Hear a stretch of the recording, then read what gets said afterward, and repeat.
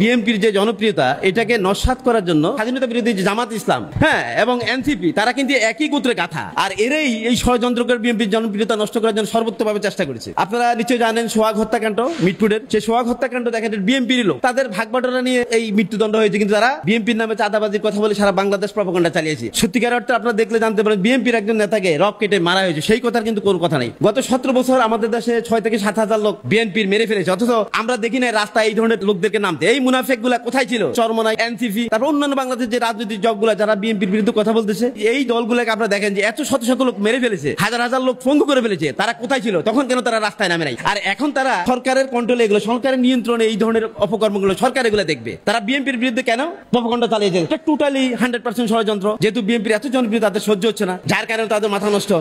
আপনারা দেখেন এনসিপির যে ছেলেগুলা আমরা তাদেরকে অত্যন্ত শ্রদ্ধা করতাম, 5ই আগস্টের পর আপনারা দেখেন তারা টাকা কামানোর জন্য ব্যস্ত হয়ে গেছেন এবং তারা বিভিন্ন রকম মিথ্যা প্রপাগান্ডা বিএনপির বিরুদ্ধে চালিয়ে যাচ্ছেন। বাংলাদেশের সর্বোচ্চ জনপ্রিয় দল হচ্ছে বিএনপি। বিএনপি জিয়াউর রহমানের দল, যিনি নারায়ে তাকবীর আল্লাহু আকবার বলে আমাদের সংসদে অধিষ্ঠিত করেছেন, যার নেতৃত্বে, যার যুদ্ধের কারণে আজ আমাদের বাংলাদেশ, আমরা এই স্বাধীন বাংলাদেশ পেয়েছি। আমাদের বাংলাদেশের মানুষের মুখের কথা গত 17 বছর ফ্যাসিস্ট সরকার মিথ্যা বলে মানুষকে বিভ্রান্ত করে যে ধরনের মিথ্যা প্রপাগান্ডা চালিয়েছে, মানুষ মিথ্যা প্রপাগান্ডা না দেখে আমি মনে করি মানুষ যদি প্রমাণ দেখেন তাহলে বুঝতে পারবেন যে অ্যাকচুয়ালি বিএনপি কার দল।